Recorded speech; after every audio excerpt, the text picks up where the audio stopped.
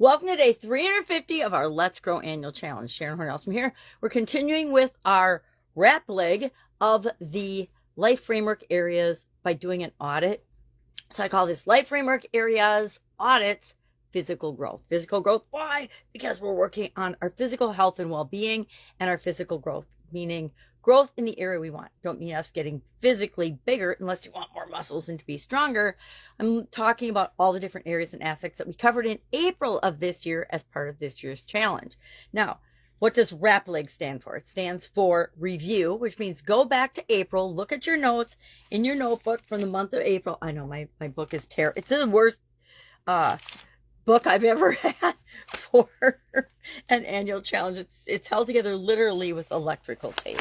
And you know what? That's okay because it's almost the end of the year and I have actually extra pages in here, which allows me to go through after I'm done and do a lot of what I'm doing, but more in depth. A lot of what we're doing this week. Reviewing April, the tools we covered, the SOAP framework, the challenges that we looked at, the goals that we set. Then we're going to do an audit of us right now and our situation, where we are with respect to physical growth compared to where we said we wanted to be by now. And we're going to measure our progress. Look at, well, how much progress have we made? So for example, Bert's story is, he's traveling with us through these 9 days and going through each of these different areas and aspects and applying this wrap leg process as well to each of the different areas. We didn't do it the first day because I didn't come up with it until the second day. So we didn't do it for emotional, but he can always go back and apply it, the wrap legs process, to the emotional area and aspect of his life. But it stands for review, audit, progress, lessons learned, impact on other areas and aspects of our life, and then finally our goal for next year, right? We always want to be looking forward to what's next for us, because as human beings, we're always striving for expansion and growing and being more of who we're here to become and showing up in the world as the best possible version of ourselves. And that comes through growth, expanding our comfort zone, doing all the other things we've talked about this year. So Bert's stories in guide 2, I'm doing mine. I actually will show you what I did to map out my structure. I like to make myself worksheets because then I just have to fill in the blanks. So mine is, what is the wrap leg? And then I'll just put a few notes on each of these steps as I go through them. And part of it is impact in other areas. So I just list out all the other areas. And as I think about them throughout the day, I jot down keywords or notes or things that remind me of the impact that one area is having on another. Physical areas, for example, and progress. This used to be a 3-pound weight. Now it's a 5-pound weight that I do with my exercises every day. So to me, that's progress because it shows that I am stronger, at least 2 pounds stronger in my little weightlifting endeavors. I don't really lift weights. I don't go to the gym because I don't drive. If I drove, I'd probably belong to a gym right now. There really isn't one within walking distance, or I would join a gym and walk to it. Again, that might be a goal for next year. Maybe next year I'm going to set a goal to join a gym and work out 3 days a week there or something. I don't know. I haven't done mine yet.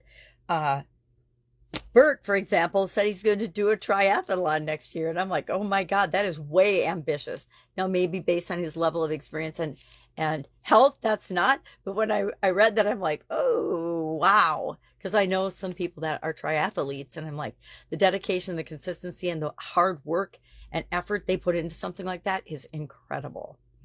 So any questions today about this? We're doing it physical area and aspect of our life, physical growth, the wrap leg, review, audit, progress, lessons learned, impact in other areas and aspects of our life, and goal for next year. Set a goal for next year, at least one. Just pick one thing you want to achieve next year with respect to your physical health and well-being. Me, I actually slipped a little bit this year, so I'm maybe kind of putting off doing this one. It's why I didn't do it before this morning, because I have to go back and look at what I set for a goal, but I know that I have not been going for my daily walks, especially as winter hits.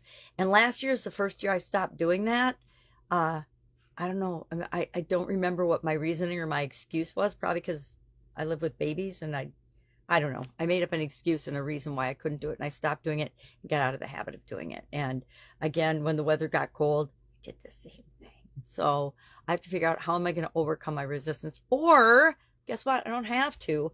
I can find something to replace that. I can do yoga, I can hop on my exercise bike. There's all kinds of things that we can do, right?